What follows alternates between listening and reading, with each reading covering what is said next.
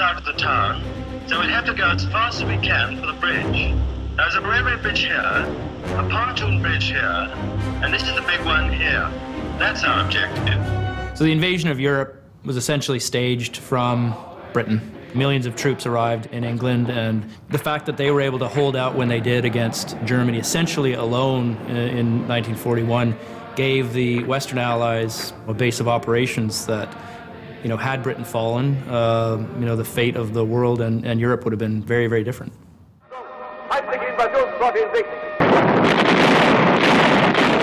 The British and Canadians are to take the 3 eastern beaches. The Americans are to secure the 2 on the west. They were a major partner during the invasion of Normandy. They handled 2 beaches during the invasion. The Americans had 2 beaches. And along with the Canadian forces, the British kind of had this hard slog up the left side of Europe, fighting through towards Caen, really against some of the toughest German divisions in Europe. And then up through Holland and into northwest Germany, we're setting a lot of our gameplay and maps in and around the kind of shattered infrastructure of this apocalyptic Germany. So the players are going to see some new areas and have some new areas to fight in as they experience the power of the British Army. What kind of a people do they think we are? Is it possible they do not realize that we shall never cease to persevere against them until they have been taught a lesson which they and the world will never forget? I think when we looked at the makeup of the British forces and their character, it was really about capturing their toughness.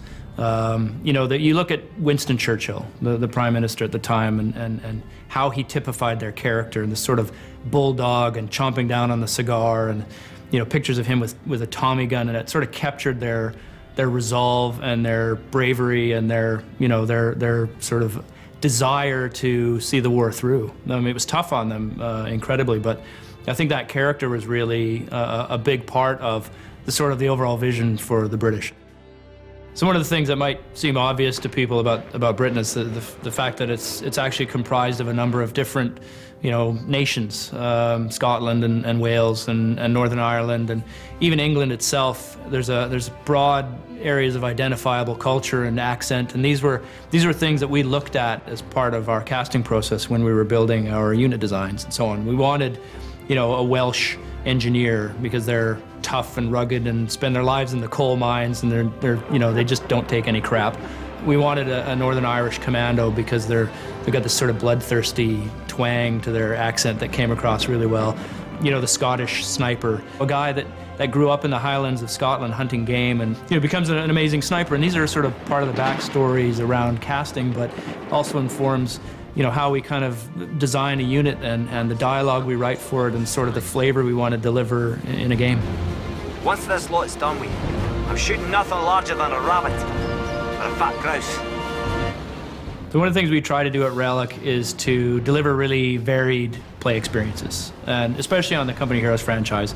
We're adding the British to the existing 4 armies, and now we have 5 really unique, really distinct armies to play. And they all feel and sound and act differently, and they all appeal to maybe different kinds of players, but the breadth of the experience really gives us this World War II platform that we've been striving for.